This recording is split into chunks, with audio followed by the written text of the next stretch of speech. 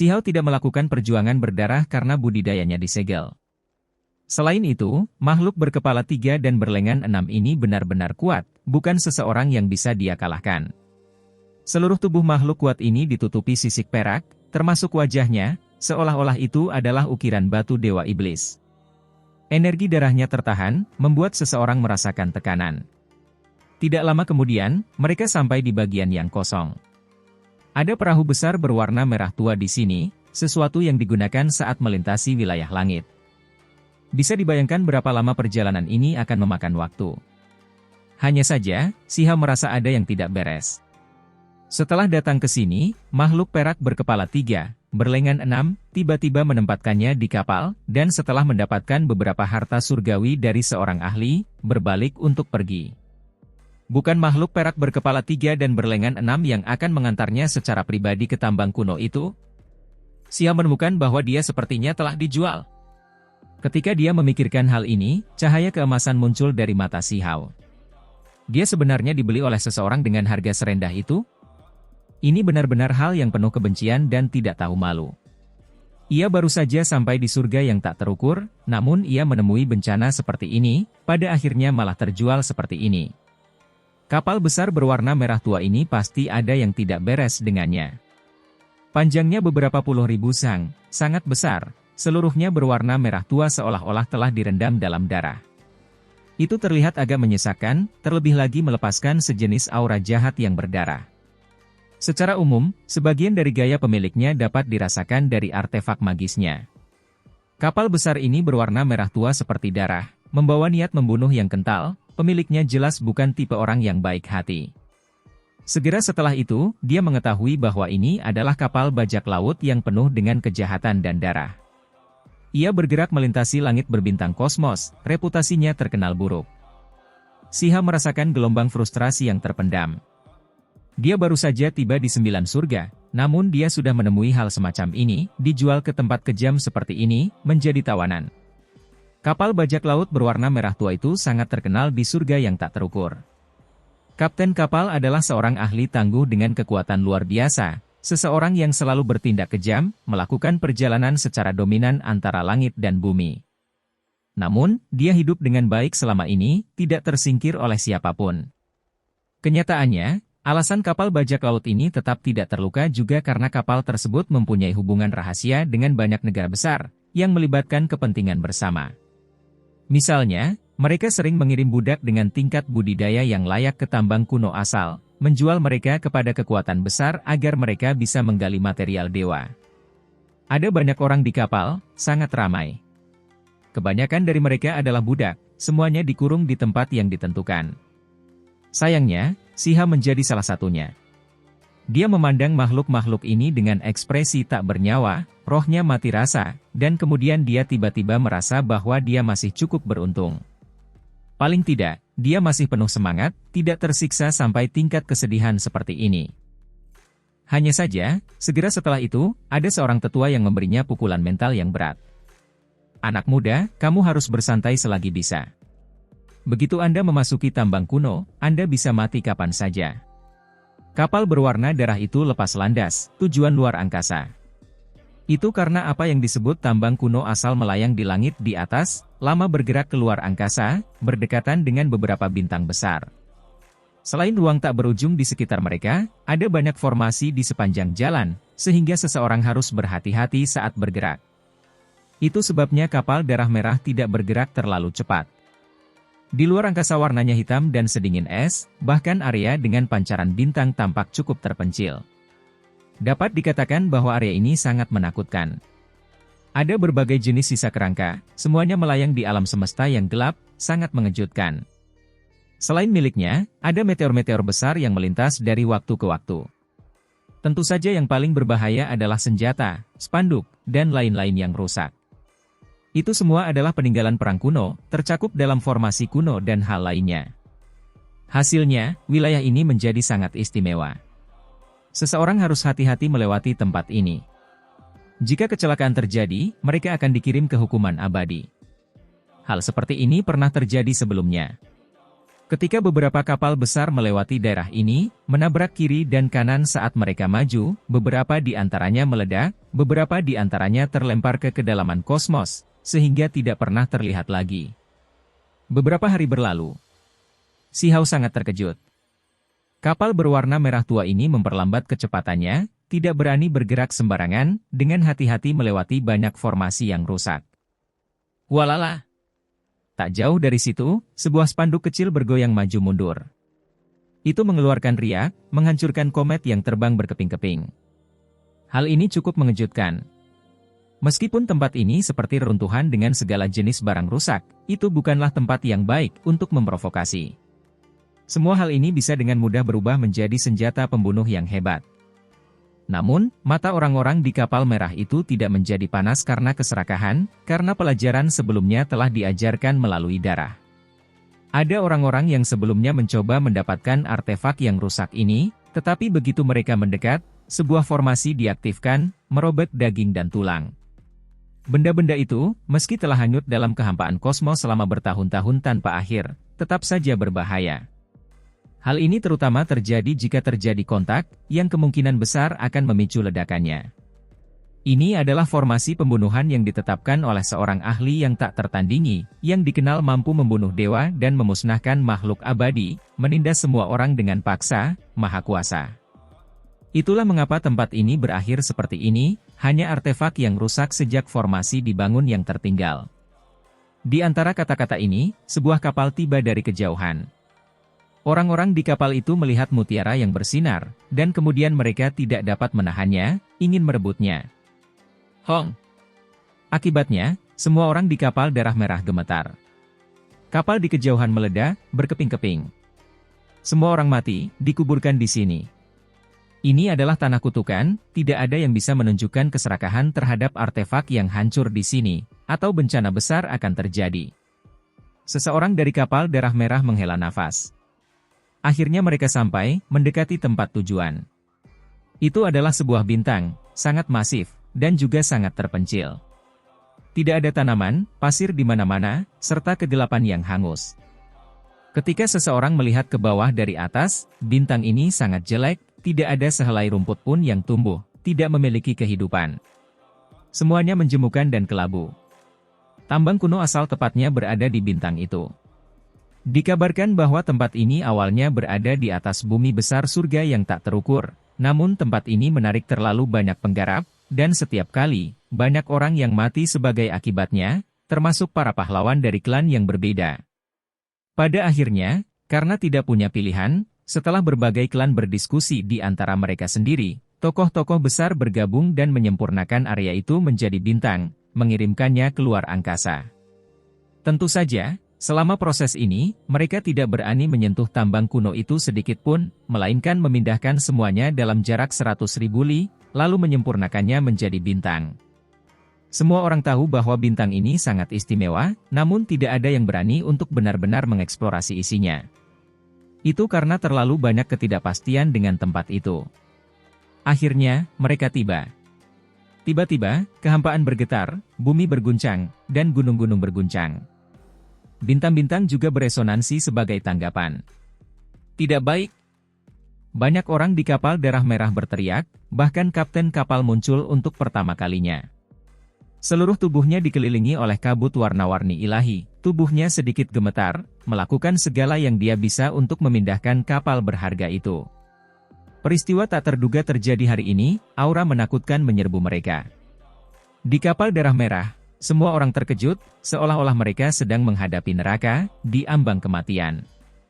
Perasaan yang diberikan bintang kepada mereka tidak terlalu baik. Saat ini, termasuk Si Hao, banyak orang melihat pemandangan yang sulit mereka lupakan seumur hidup. Mereka semua masih seperti ayam kayu, seolah-olah terpana. Ada tambang kuno di permukaan bintang. Itu melepaskan sinar warna-warni yang menguntungkan yang mempengaruhi bintang-bintang di langit, membentuk wilayah yang luas dan tak terbatas. Tampaknya ia bernapas, naik dan turun, melepaskan riak demi riak yang menyelimuti langit. Itu adalah tambang kuno asal? Suara banyak orang bergetar. Ada jenis tambang abadi di bintang besar itu, pemandangan seperti ini. Itu terlalu mengejutkan. Tambang kuno telah hidup kembali. Kami cukup beruntung, datang ke sini ketika sedang melahap esensi spiritual langit dan bumi, kata Kapten kapal Darah Merah. Segera setelah itu, semua orang mengerti apa yang sedang terjadi. Tambang kuno itu terus berubah, cahaya abadi bersinar cemerlang. Sekarang, ia kembali ke keadaan aslinya, lubang hitam sesekali terbentuk. Astaga! Ada bintang jatuh! Seseorang berteriak dengan keras. Ketika tambang kuno asal menjadi gelap gulita, ia menjadi seperti lubang hitam, melahap bintang-bintang dari segala arah, sungguh kuat dan menakutkan. Dibandingkan dengan bintang asal yang sangat besar, tambang kuno itu tidak sebesar itu, tetapi ia melahap semua bintang itu. Ruang ini segera menjadi sangat cemerlang. Bintang-bintang besar berjatuhan, mengeluarkan ekor-ekor cemerlang di kehampaan, semuanya memasuki pintu masuk gua itu. Ini sungguh sulit dipercaya. Semua orang tercengang, semuanya tercengang. Pemandangan seperti ini terlalu menakutkan.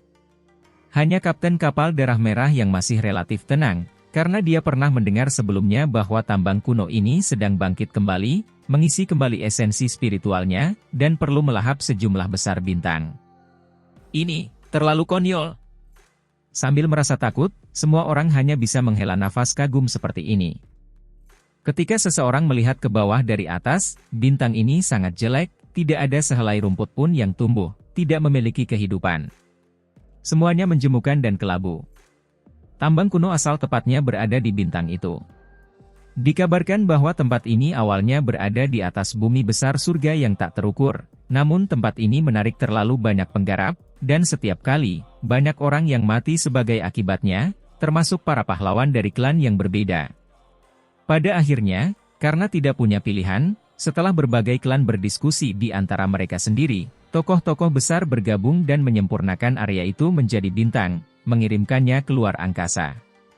Tentu saja, selama proses ini, mereka tidak berani menyentuh tambang kuno itu sedikit pun, melainkan memindahkan semuanya dalam jarak 100.000 li, lalu menyempurnakannya menjadi bintang. Semua orang tahu bahwa bintang ini sangat istimewa, namun tidak ada yang berani untuk benar-benar mengeksplorasi isinya. Itu karena terlalu banyak ketidakpastian dengan tempat itu. Akhirnya, mereka tiba. Tiba-tiba, kehampaan bergetar, bumi berguncang, dan gunung-gunung berguncang. Bintang-bintang juga beresonansi sebagai tanggapan. Tidak baik. Banyak orang di kapal Darah Merah berteriak, bahkan kapten kapal muncul untuk pertama kalinya. Seluruh tubuhnya dikelilingi oleh kabut warna-warni ilahi, tubuhnya sedikit gemetar, melakukan segala yang dia bisa untuk memindahkan kapal berharga itu. Peristiwa tak terduga terjadi hari ini, aura menakutkan menyerbu mereka.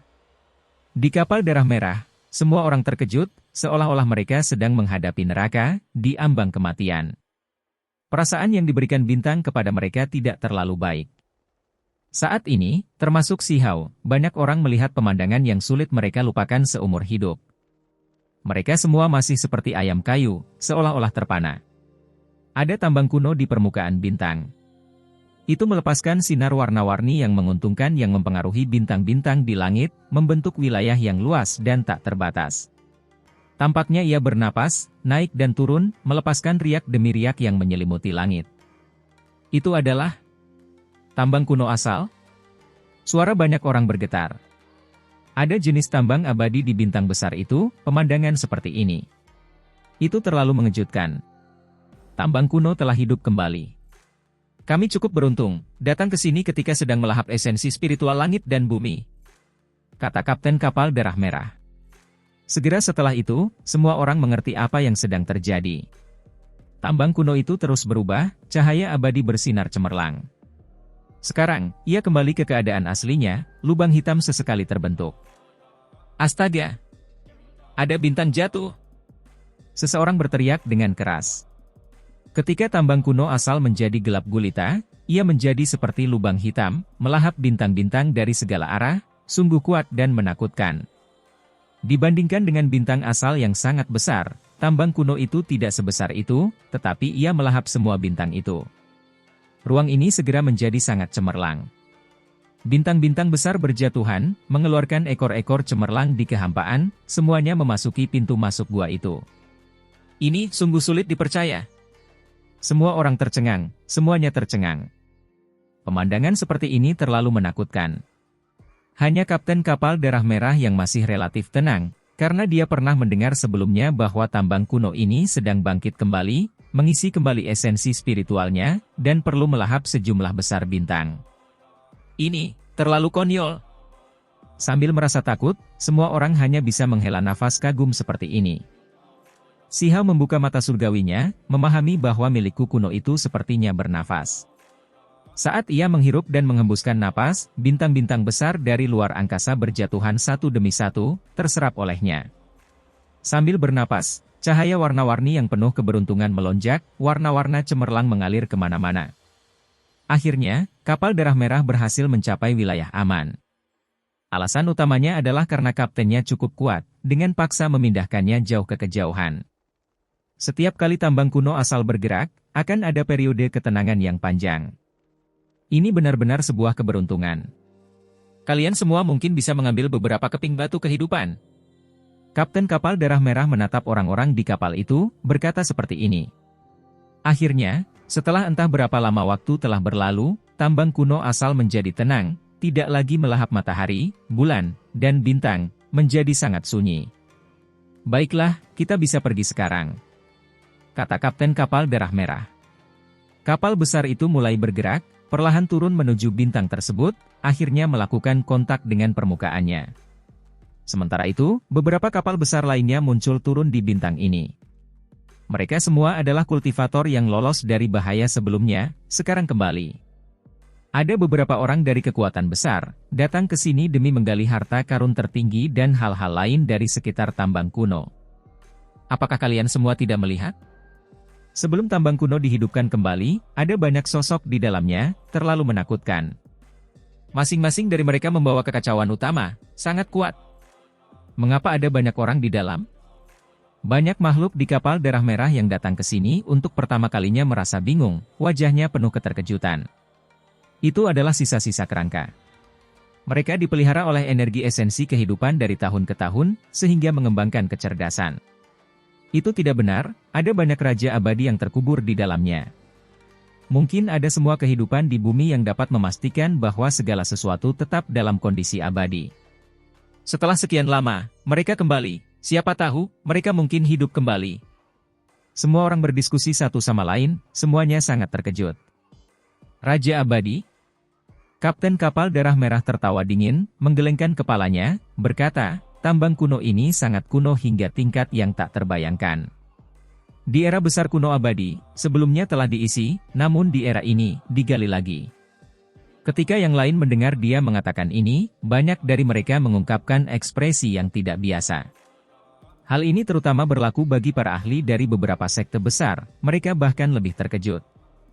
Itu karena orang-orang ini sedikit banyak mengetahui beberapa rahasia. Mereka curiga bahwa tambang kuno ini sangat kuno, beberapa mayat kuno di dalamnya bahkan mungkin lebih tua dari era besar kuno abadi. Energi abadi. Seseorang berteriak seperti ini saat ini. Di pintu masuk tambang kuno, helai demi helai kabut abadi menyelimuti udara. Jenis energi itu sangat suci dan damai saat tersebar keluar dari gua kuno. Mata semua orang menjadi merah. Tempat ini terlalu misterius. Jika mereka bisa berkultivasi di sini, sungguh tak terbayangkan, keberuntungan alaminya terlalu besar. Kabut abadi naik, pintu masuk gua samar-samar terlihat dan sangat besar. Sebuah pemandangan besar muncul di sana. Kenapa ada suara nyanyian? Seorang ahli berteriak ketakutan, kulit kepalanya langsung menjadi dingin, merasakan rasa tidak percaya yang mendalam. Lalu, yang lain juga mendengarnya. Suara nyanyian terdengar dari gua kuno yang awalnya damai. Meski tidak begitu jelas, itu pasti nyata. Itu adalah seorang wanita, suaranya anggun dan anggun, berliku-liku dan merdu, sangat enak didengar, tapi juga membawa perasaan sedih. Dalam sekejap, keindahan luar biasa muncul di depan mata mereka. Dia menginjak cahaya bulan, naik, pakaian seputih salju berkibar-kibar, gayanya luar biasa. Di sisinya, pancaran pedang dan bayangan pedang dapat dilihat, sosok-sosok heroik bertarung satu sama lain. Para pahlawan yang tak tertandingi berjatuhan, roboh ke dalam genangan darah. Semua orang berjuang demi dia, berjuang untuknya. Apakah ini ilusi? Lupakan yang lain, bahkan Kapten Kapal Darah Merah merasakan gelombang keterkejutan, menggelengkan kepalanya dengan keras, memaksa dirinya terbebas dari suara nyanyian seperti ini. Dia menemukan bahwa seluruh tubuhnya sudah dipenuhi keringat dingin, pakaian tempurnya basah kuyup, baru sekarang kembali ke dunia nyata, membebaskan dirinya dari keadaan misterius itu. Ini sungguh menakutkan. Seseorang yang sekuat dia yang dapat melakukan perjalanan tanpa hambatan melalui surga yang tak terukur, seseorang yang jarang memiliki musuh, bagaikan pemuda yang tersesat di sini, emosinya naik turun dari suara seseorang, kehilangan dirinya sendiri. Sungguh mengejutkan. Seseorang berkata sambil menghela nafas. Ini hanyalah sebuah lagu, tidak ada seorang pun yang benar-benar keluar dari tambang kuno asal, tapi itu membuat orang merasa seolah-olah mereka sendiri yang mengalami semua adegan itu. Menurut wanita berpakaian putih yang tidak jelas itu bukanlah ilusi. Semua orang baru saja melihatnya, kan? Kata seorang ahli hebat. Kenyataannya, tambang kuno itu damai, energi abadi menyelimuti udara. Tidak ada satupun wanita berpakaian putih yang keluar, semua ini merupakan reaksi yang aneh. Benar, saya melihat keindahan yang luar biasa. Meskipun aku tidak benar-benar melihatnya, dia pastinya adalah wanita tercantik sepanjang kekekalan. Seseorang berkata, hampir mengigau. Tepat sekali, aku juga melihatnya. Dia bergerak di bawah sinar bulan, banyak pahlawan terlibat dalam pertumpahan darah. Seseorang menambahkan, memperlihatkan ekspresi terpesona, hampir bingung. Para ahli di sini semuanya diam. Ada mayat kuno di tambang kuno ini, tapi mengapa orang yang hidup sekarang muncul juga? Semua individu yang sangat kuat membuka mulut mereka, tapi kemudian menutupnya lagi, tidak mengatakan apapun. Tempat ini tampak semakin aneh, misterius, dan tak terduga. Xiao juga melihatnya dengan jelas sekarang. Kenyataannya tidak ada seorang pun yang muncul, itu hanyalah jejak yang dihasilkan oleh suara nyanyian yang merdu itu, membuat orang merasa seolah-olah benar-benar melihat pemandangan itu. Semua orang tahu bahwa tambang kuno asal adalah tempat yang berbahaya, dan sebagian besar orang yang memasukinya dalam keadaan sekarat. Hanya mereka yang memiliki peluang luar biasa yang memiliki peluang untuk kembali dengan nyawanya. Namun, orang-orang yang masuk ke dalam belum pernah melihat satupun orang yang hidup. Semuanya mayat kuno, jadi apa yang terjadi dengan pemandangan ini? Jangan bilang padaku bahwa masih ada tanah suci yang belum kita temukan, beberapa daerah lain yang belum diketahui, seseorang berkata pelan, ekspresinya serius. Ini jelas bukan hal yang mustahil. Terlebih lagi, bahkan sebelumnya, mereka yang cukup beruntung untuk kembali hidup hanya melihat tempat ini dengan tergesa-gesa, sama sekali tidak dapat mengetahui berapa banyak misteri yang terkandung di dalam tambang kuno tersebut. Kemungkinan ada seseorang yang hidup kembali, kata seorang tokoh hebat. Adegan tadi bukanlah mayat kuno yang mengembangkan perasaan, tidak ada energi jahat atau energi mematikan yang terlihat. Itu tidak persis sama dengan apa yang mereka lihat tadi, berbeda dari tambang kuno yang tercatat di buku tulang. Mungkinkah memang ada raja abadi yang terkubur di dalam, bangkit kembali dengan semua kehidupan? Seseorang berkata sambil menggigil kedinginan. Akhirnya semuanya kembali tenang. Suara nyanyian sudah lama menghilang, bahkan energi abadi yang dikeluarkan gua kuno mulai surut. Hamparan kegelapan yang luas terlihat jika dilihat dari kejauhan. Gua kuno itu samar dan tidak jelas, tidak ada yang berani mendekatinya. Pada titik ini, semua ahli merasa sedikit ketakutan. Jika keberadaan dengan kecerdasan lengkap muncul dari tambang kuno, bukan lagi mayat kuno yang hanya memiliki naluri samar, itu akan sangat menakutkan. Segera ada sekelompok ahli yang pergi, khawatir jika tinggal di sini lebih jauh akan menimbulkan masalah. Untungnya, pengawas negara-negara besar yang tersisa masih relatif tenang, dengan cepat menstabilkan situasi. Kemudian, mereka mengamati situasi selama beberapa hari, menemukan bahwa keadaannya sama seperti sebelumnya, tidak ada perubahan buruk yang terjadi karenanya. Baru setelah itu mereka melepaskan napas lega. Adapun kapal Darah Merah, sudah lama lepas landas, melarikan diri hari itu juga. Xiao dan yang lainnya berjumlah 80 hingga 90 ribu. Mereka diperlakukan sebagai budak dan dijual kepada negara-negara besar. Jika tidak ada hal tak terduga yang terjadi, maka mereka akan mati saat menggali material dewa. Wajahnya tenang tanpa gejolak apapun, menyikapinya dengan diam.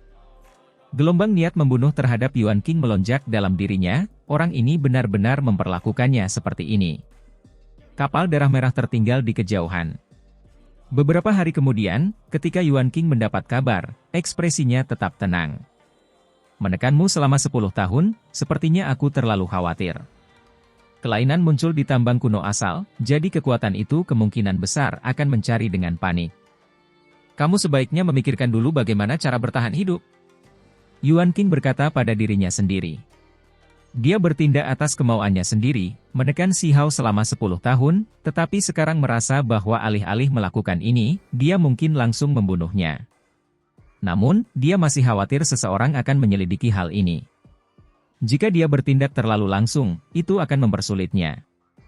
Meskipun ini juga melewati batas, setidaknya dia punya alasan. Setengah bulan telah berlalu. Si Hao dan yang lainnya semuanya dijaga ketat. Pengawasan ketat ditempatkan pada mereka. Meskipun hampir 100 budak diangkut, mereka dijual secara terpisah. Dia dijual ke sebuah keluarga kuno bersama beberapa ribu lainnya, digunakan untuk menggali material surgawi untuk mereka. Meskipun mereka sudah menerapkan batasan, keluarga kuno ini tetap tidak akan merasa nyaman kecuali mereka menetapkan batasan mereka sendiri. Tentu saja, mereka tidak mengundang para ahli untuk membatasi semua orang satu persatu, karena itu akan menghabiskan terlalu banyak waktu. Sebaliknya, artefak magis khusus digunakan untuk mengendalikan budak-budak ini. Misalnya, ketika giliran Si Hao, dia pertama-tama memasang belenggu padanya, dan kemudian mereka menggunakan sepotong batu misterius untuk memeriksa potensi dan kekuatan bertarungnya. Batuan aneh itu segera berkembang dengan cahayanya. Kami mengambil harta karun. Budak ini sangat tangguh, tidak biasa sama sekali. Seseorang berteriak, menarik perhatian keluarga kuno ini. Mereka memiliki batu aneh misterius yang dapat menguji kekuatan dan potensi seseorang. Meskipun tidak begitu akurat, secara umum, ia masih dapat melakukan tugasnya. Batu aneh itu bersinar terang, membuat khawatir sekelompok orang. Sudah bertahun-tahun mereka tidak melihat orang seperti ini, apalagi budak seperti ini. Sungguh tidak terduga, seseorang bahkan dapat menemukan penerus yang baik setelah membeli seorang budak. Kaca.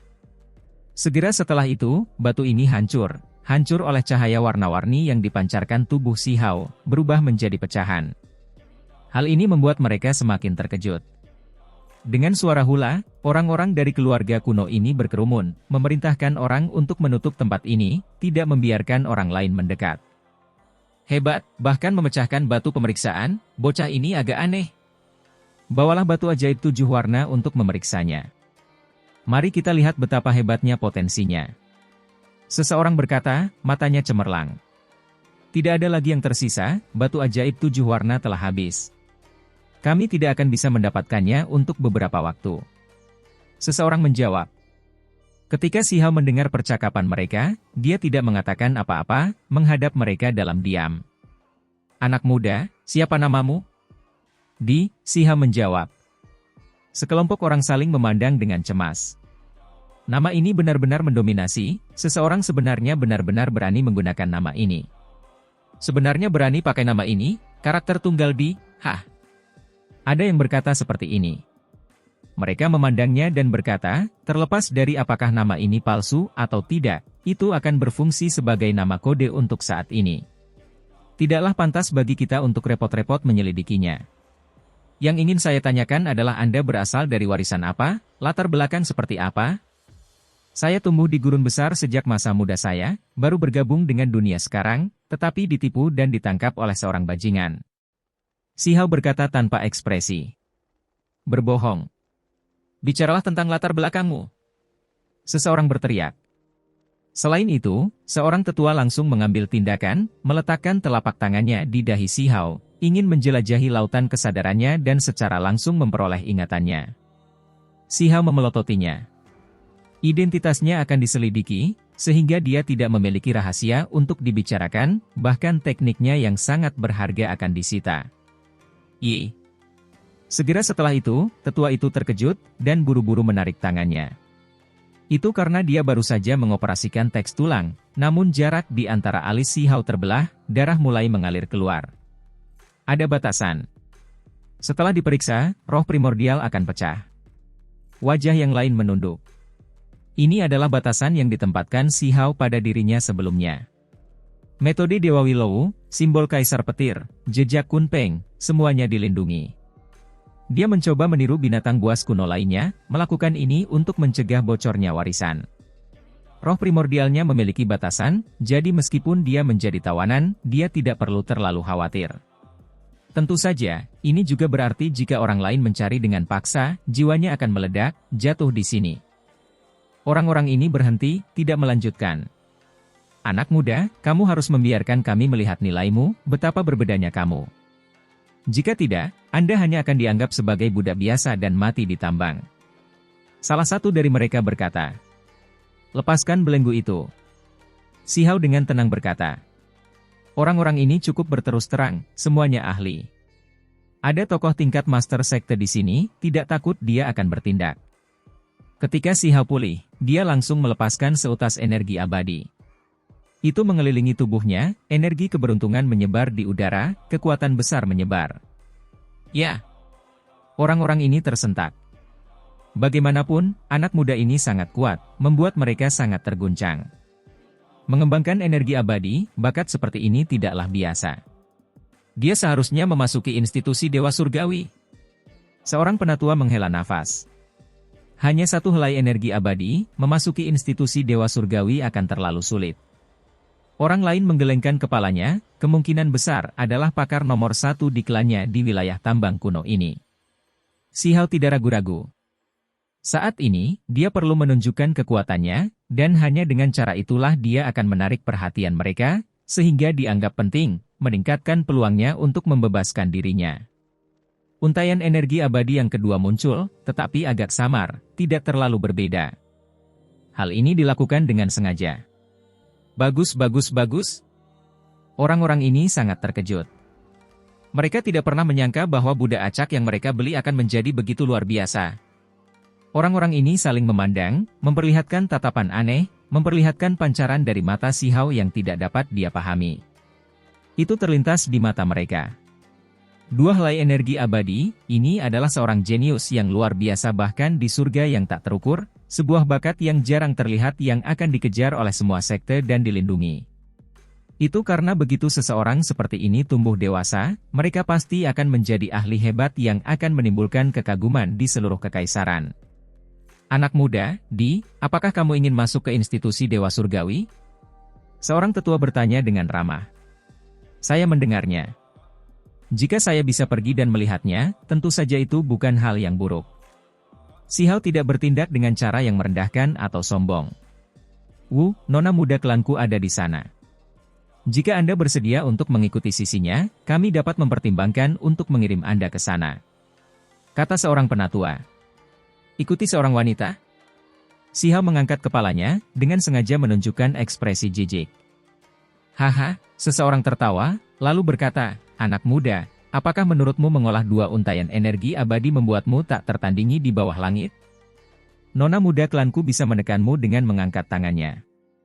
Dia ingin merebut posisi peri nomor 1 di surga tak terukur, budidayanya mendalam, bukan sesuatu yang dapat Anda bayangkan. Jangan bilang dia mengolah 3 helai energi abadi. Si Hao bertanya. Bahkan lebih hebat dari apa yang kamu pikirkan. Nona muda itu membawa darah abadi yang tak tertandingi dalam dirinya. Dia bukan hanya milik klanku, tapi seluruh mutiara paling cemerlang di surga tak terukur. Kata orang yang lebih tua. Keluarga berumur panjang? Si Hao melihat mereka. Dia selalu merasa bahwa klan ini memiliki ahli yang cukup banyak.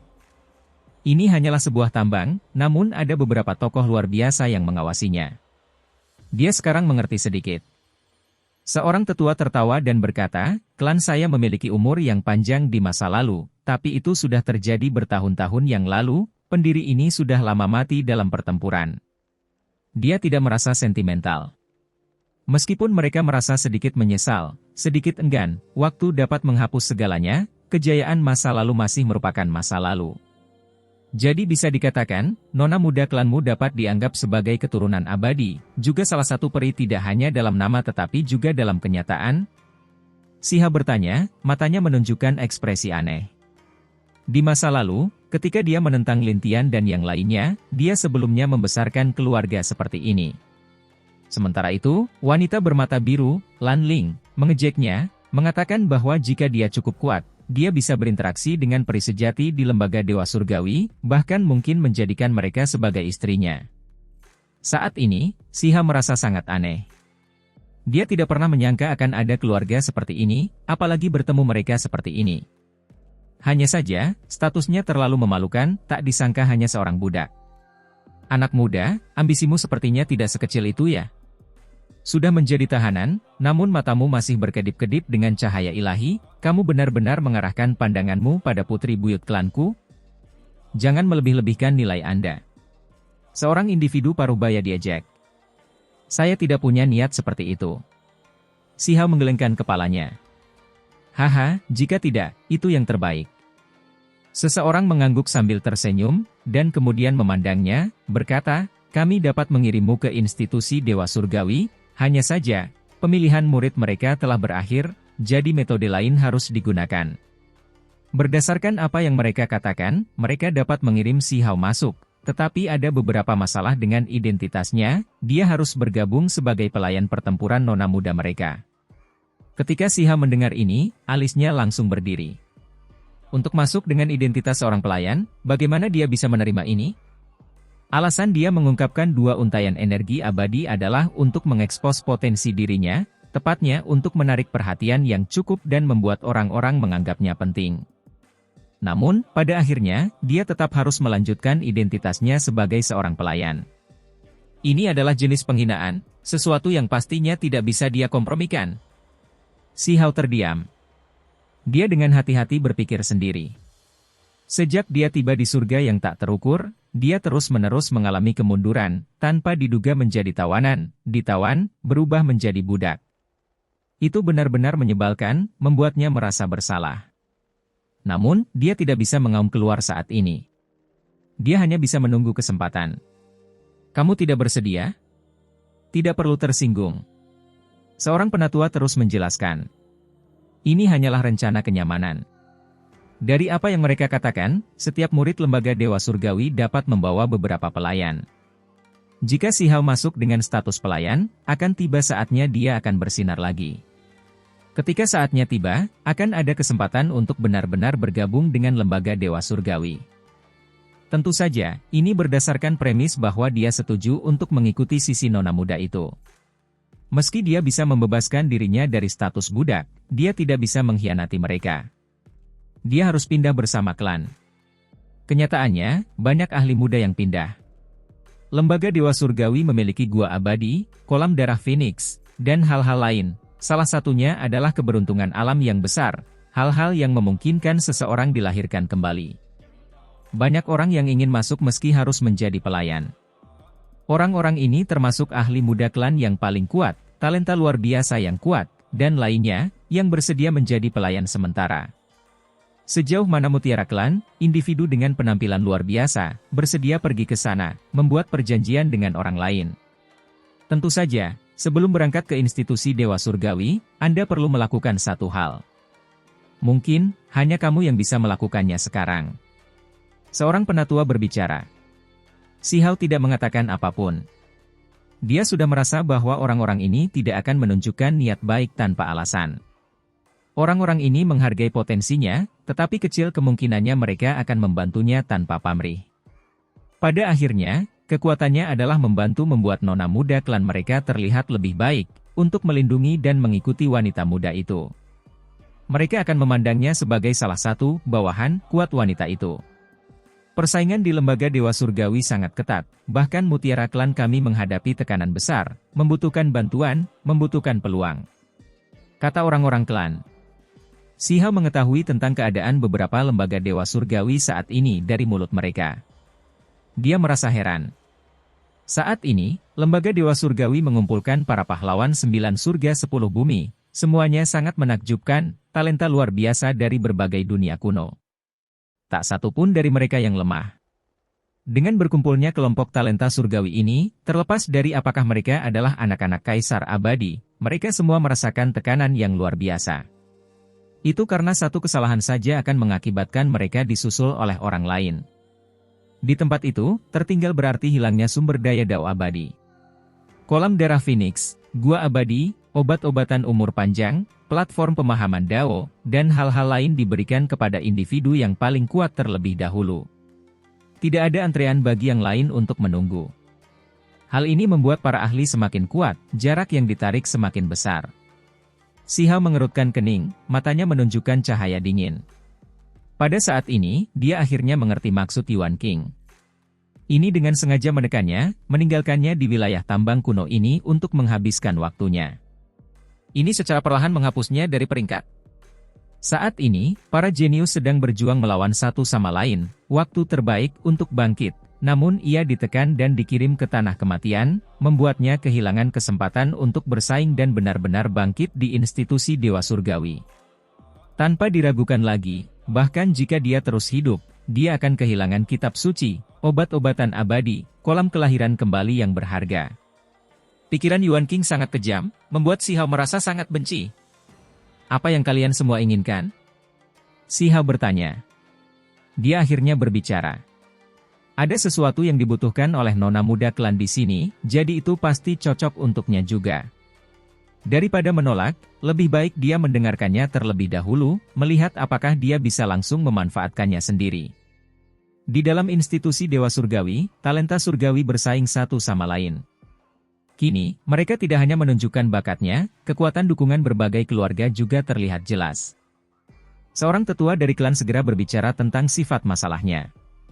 Mereka ingin menemukan sepotong batu kehidupan di sini dan kemudian mengirimkannya kepada nona muda yang memiliki darah abadi, mengajaknya berjalan di depan, maju dalam bentrokan besar antar jenius. Batu kehidupan? Si Hao berkata pada dirinya sendiri. Dia pernah mendengarnya sebelumnya, tapi dia tidak tahu tentang dampak nyatanya. Dia hanya tahu bahwa benda ini dapat membantu memperpanjang umur tingkat master sekte dan tokoh yang lebih kuat, membantu mereka meraih keberuntungan alami antara langit dan bumi, harta yang tak ternilai harganya. Kamu tidak perlu terlalu paham, hanya perlu membawa kembali 1 atau 2 buah saja, lalu kamu bisa segera meninggalkan tempat ini. Kami akan mengirimmu ke institusi Dewa Surgawi. Kata seorang penatua. Inilah kondisi mereka. Jika dia ingin membebaskan dirinya dari status budaknya, Si Hao harus menunjukkan ketulusannya dan membawa kembali batu kehidupan. Jika ada orang lain yang mendengar kondisi ini, ekspresi mereka pasti akan berubah.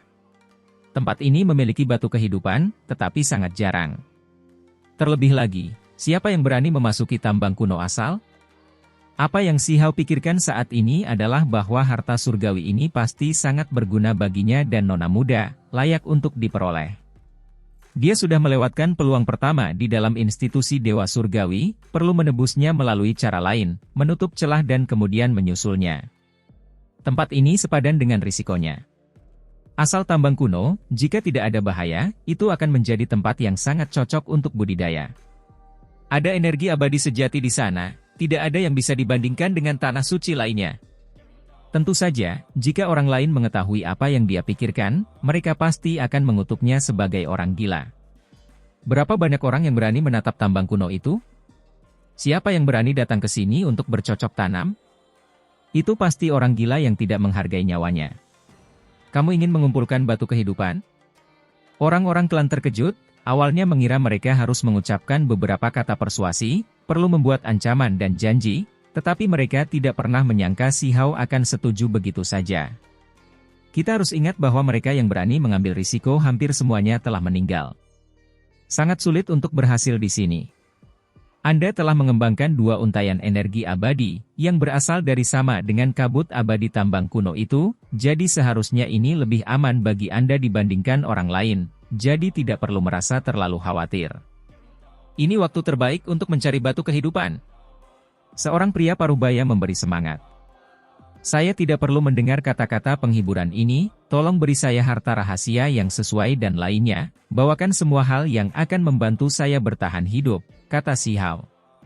Karena dia tidak bisa pergi, Yuan King mengirimnya ke sini, orang-orang ini juga tidak akan membiarkannya pergi, maka dia lebih baik mengambil risiko saja. Anak muda, kamu cukup berani, aku cukup optimis dengan masa depanmu. Jika kamu cukup mempesona di sini, bukan berarti tidak ada kesempatan bagimu untuk berjalan berdampingan dengan mutiara klanku, pada saat itu. Jelas sekali bahwa tetua itu melebih-lebihkan, mencoba menyemangati Si Hao, tidak ragu-ragu untuk membuang umpan manis. Namun, usahanya digunakan pada orang yang salah. Si Hao langsung memotongnya, berkata, "Tolong bantu saya menyiapkan artefak berharga dan hal-hal lainnya." Ekspresi para ahli di sini terasa sedikit malu, tetapi segera kembali normal. "Kami sangat senang melihat Anda setuju. Teman kecil adalah orang yang cerdas dan berpikiran terbuka. Kami tidak akan banyak bicara tentang hal lain dan akan segera membuat persiapan untuk Anda." Mereka membuka kancing semua belenggu Si Hao, membuka kancing batasannya. Namun, seorang penatua mengeluarkan gelang berlian, mengharuskan dia memakainya di kepalanya. Ini adalah harta rahasia klan mereka. Setelah dikenakan di kepala, sangat sulit untuk dilepaskan, ikatannya semakin erat. Mereka berkata dengan jujur bahwa mereka harus melakukan ini. Lagi pula, setelah semua batasan Si Hao dibatalkan, bagaimana jika dia lari? Pita berliannya terang, berkilau dengan cahaya putih keperakan, tidak diketahui jenis bahan apa yang sebenarnya digunakan. Itu sangat cemerlang dan mengalir dengan semua jenis teks tulang misterius. Itu terlihat seperti gelang, tapi sekarang, itu diperbesar, melingkari kepala Si Hao, berubah menjadi artefak magis penekan. Bintang asal, ini adalah tempat tanpa kehidupan tumbuhan, hanya pegunungan yang kering dan layu, sangat terpencil. Namun, meskipun demikian, negara ini masih terpecah oleh banyak kekuatan besar, yang masing-masing menduduki suatu wilayah. Selama hari-hari ini, semua kekuatan besar bergerak, mengirimkan budak dan lainnya, mengirimkan ahli untuk melihat-lihat di sekitar pintu masuk tambang kuno. Daerah sekitar masih berjarak beberapa ratus meter. Jika terlalu dekat, akan sangat berbahaya. Siapa tahu, mereka mungkin saja tersedot oleh tambang kuno itu. Namun, setiap kali tambang kuno asal kembali tenang, keadaan akan menjadi lebih damai, dan peristiwa berdarah jarang terjadi.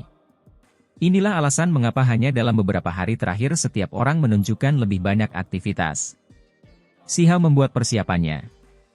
Meskipun dia dipaksa untuk memakai pita berlian di kepalanya, membuatnya merasa agak marah di dalam hatinya, dia tetap menahannya.